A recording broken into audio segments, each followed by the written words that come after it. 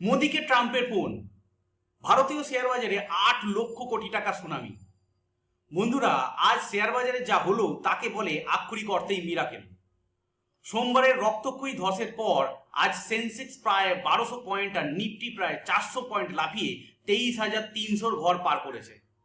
মাত্র একদিনেই বিনিয়োগকারীদের পকেটে এলো 8 লক্ষ কোটি টাকা। কিন্তু কেন এই রকেট গতি?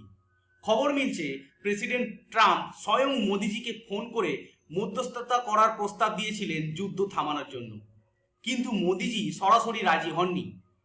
ট্রাম্প ইরান সংকটে যে 15 দফার দাবির পাহাড় রেখেছেন, মোদিজি তার সেই আক্রমণাত্মক সুরের বদলে আলোচনার মাধ্যমে ও শান্তির ওপর জোর দিয়েছেন। ভারতের এই পাওয়ারফুল ডিপ্লোমেসি আজ বিশ্বকে চমকে দিয়েছে। মার্কেটের রকেট গতি হওয়ার 4টি বড় কারণ। ট্রাম্প 5 দিনের জন্য ইরানের ওপর হামলা স্থগিত করেছেন, যা বিনিয়োগকারীদের মনোবল বাড়িয়েছে। তেলের দাম ব্যারেল প্রতি প্রায় $100 নিচে নেমে যাওয়ায় বড় স্বস্তি মিলেছে। এশিয়ার বাজারগুলোতেও ব্যাপক তেজিভাব দেখা গেছে। রুপির ওপর কিছুটা চাপ থাকলেও গ্লোবাল রিকভারি বাজারকে টেনে তুলেছে। এই পুনরুদ্ধার কি স্থায়ী হবে? কমেন্ট করে জানান। মোদিজির এই কৌশলী অবস্থান কি বিশ্বশান্তি ফেরাবে? আপনার কি মনে হয়? কমেন্ট করে জানান।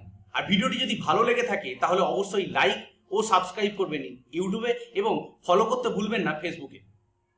এবং এরম আরও ভিডিও পাওয়ার জন্য অবশ্যই শেয়ার করবেন আপনার বন্ধুবান্ধব এবং আত্মীয় স্বজনের সঙ্গে যারা শেয়ার মার্কেট সম্বন্ধে শিখতে বা জানতে আগ্রহী।